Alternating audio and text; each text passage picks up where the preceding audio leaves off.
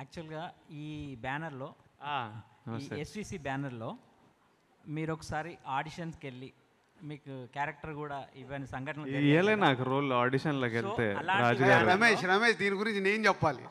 నాకు తెలియదు, తర్వాత నాకు తెలిసింది ఏంటంటే కేరింతకి ఆడిషన్ జరుగుతున్నాయి. అక్కడ మా ఆఫీసు కేరింత కోసం సపరేట్ పెడితే అక్కడ ఆడిషన్ జరుగుతున్నాయి.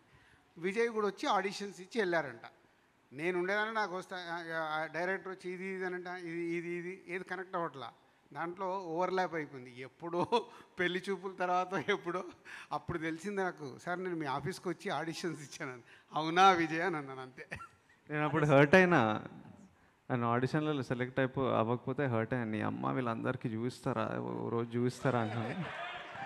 ఇప్పుడు రాజుగారితో ఈ April 5th ఒక బిగ్ హిట్ ఇస్తే మా అందరికి అదో శాంతి, అదో సైకిల్. సో అందుకే ఇది ఒకటి ఏంటంటే హర్ట్ అయినా అంటున్నాడు. హర్ట్ అయినప్పుడే ఆ ఛాలెంజ్ పెరిగి కసి పెరుగుద్ది.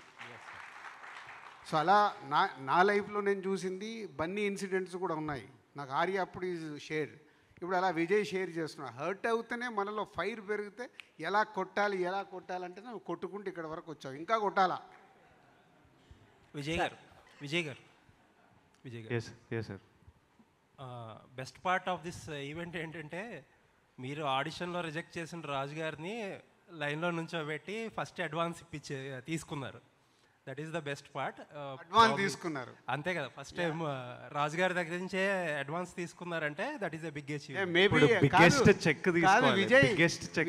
విజయ్ నాకు డౌట్ వస్తుంది, అందుకే అడ్వాన్స్ తీసుకున్నామని ఈగో సాటిస్ఫై అవ్వడానికి.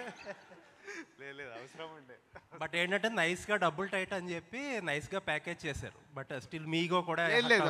అంటే దీనికి నేను ఇంకోటి అంటే విజయ్తో నేను తన మొదటి సినిమాలు చూసా, పెళ్లి చూపులు కానీ, అర్జున్ రెడ్డి కానీ, గీతా గోవిందం కానీ. గీతా గోవిందంలో ఈవెంట్కి అరవింద్ గారు నన్ను గెస్ట్గా పిలిస్తే అక్కడ ఉన్న రెస్పాన్స్ చూసి ఆ రోజు నేను అనౌన్స్ చేశాను. సో అంటే తన గ్రో అవుతున్న విధానం చూసి వాట్ ఏ రెస్పాన్స్, ఇంత రెస్పాన్స్ మూడు సినిమాల్లో అక్కడికి తెచ్చుకున్నాడంటే చాలా గ్రేట్ అనిపించింది. నేను అప్పటి నుంచే విజయ్కి చెప్తున్నా, సో కేరింతది నువ్వు మైండ్లోకి వెళ్ళి తీసే, ఎప్పుడు జరిగిందో నాకు తెలియదు. బట్ మనం సినిమా చేస్తే మట్టుకు బెస్ట్ సినిమా ఎలా తీసుకెళ్దామనేది ట్రై చేద్దామని లాస్ట్ 4 years వెయిట్ చేశాను. నేనేదో టక్మన్ విజయ్ చేద్దామంటే కూడా చేసే మూడ్లో నేను లేను. చేస్తే కరెక్ట్ సినిమా చేసి రిజల్ట్ వచ్చే సినిమా ఎలా చేయాలి.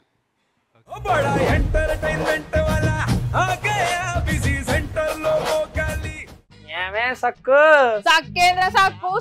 బాయ్ బాయేంద్ర భార్గవ్ గిరాకొచ్చే టైం ఏంది, కస్టమర్లు వస్తున్నాడు రేడికల్ పీగురి. కస్టమర్లు వస్తున్నారు కదా, మాత్రం పొగరు ఉంటది. మరి తగ్గించేద్దాం పొగర్ని. డబ్బులు కట్టేస్తావేంటి కొంప తీసి? లేదు, కస్టమర్లు ఆపేద్దాం. పదా మరి మన బిజినెస్ స్టార్ట్ చేద్దాం.